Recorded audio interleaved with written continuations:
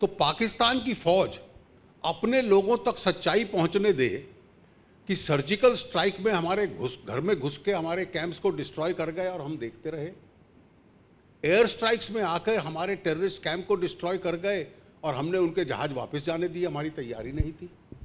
और पुलवामा के बाद तो सतर्क रहना चाहिए था। तो मुझे लगता है एक तो उनकी सेना को जो अपना फेक ब्रवाडो उन्होंने पाकिस्तान में बनाया हुआ है उसको बनाए रखना उनके लिए आवश्यक था।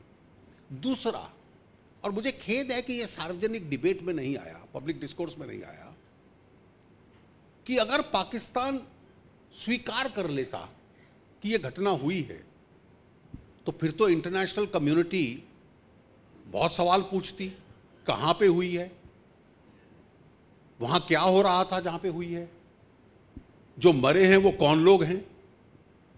और इस पे तो जब ये 3 प्रश्न होते तो क्या जवाब देते। ये कोई जंगल के अंदर टेंट के अंदर चलने वाला एक टेररिस्ट ट्रेनिंग कैंप नहीं था। ये तो जैसे आर्मी का या एनडीए का या मिलिट्री का कोई कैंप होता है, बिल्डिंग्स हैं, ग्राउंड्स हैं, फायरिंग और एक्सप्लोजिव्स की ट्रेनिंग है, स्विमिंग पूल्स हैं, जिम्नेजियम है। ये तो बिल्कुल इंस्टीट्यूशनल कैंप्स थे और सैटेलाइट के माध्यम से पहले भी और बाद में भी वहाँ की सब छवि मालूम थी। और जैसे ही कुछ लोगों के नाम आने शुरू हुए जो उसमें थे, क्योंकि सच्चाई को आप जितना दबाओगे वो लीक करके कभी ना कभी तो आएगी, आपने खुद कल ये अपने चैनल पे देख लिया। तो इसलिए दुनिया को क्या बतलाते कि हमारे यहाँ टेररिस्ट कैंप चल रहा था जैश ए मोहम्मद का, इतने प्रकार के कोर्सेज चल रहे थे और वहाँ की फौज आई और वहाँ पर मिसाइल अटैक करके उसको डिस्ट्रॉय कर गई, और ये लिस्ट है मरने वालों की। तो सबसे पहले उसके होता कि यूनाइटेड नेशंस की सिक्योरिटी काउंसिल सैंक्शंस कर देती, चलिए उसको भी वो बर्दाश्त कर लेते हैं।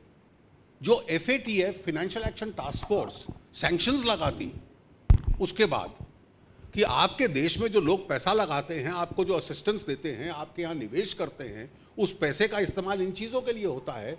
तो अगर वो एडमिट कर लेते तो सैंक्शंस वर इनएविटेबल। तो पाकिस्तान के लिए मार खाना और उसको पी जाना, छुपाए रखना, ये ज़्यादा सरल था। अगर स्वीकार कर लेते तो the cost of that admission would have been very high both on the Pakistan army and Pakistan as a country. ये डर था कि विश्व हमसे पूछेगा कि आप क्यों गए, तो उसका परिणाम ये निकला कि दुनिया में एक देश ऐसा नहीं था जिसने कहा कि आपने गलत किया। सब ने कहा कि आपने ये प्रीएम्प्टिव स्ट्राइक्स किए हैं, आपने पाकिस्तान के किसी नेशनल को नहीं मारा, किसी सिटीजन को नहीं टारगेट किया, आपने मिलिट्री इंस्टॉलेशंस को नहीं किया, आपने केवल उन टेररिस्टों को किया जो देश पे, भारत पे हमला करने की कोशिश कर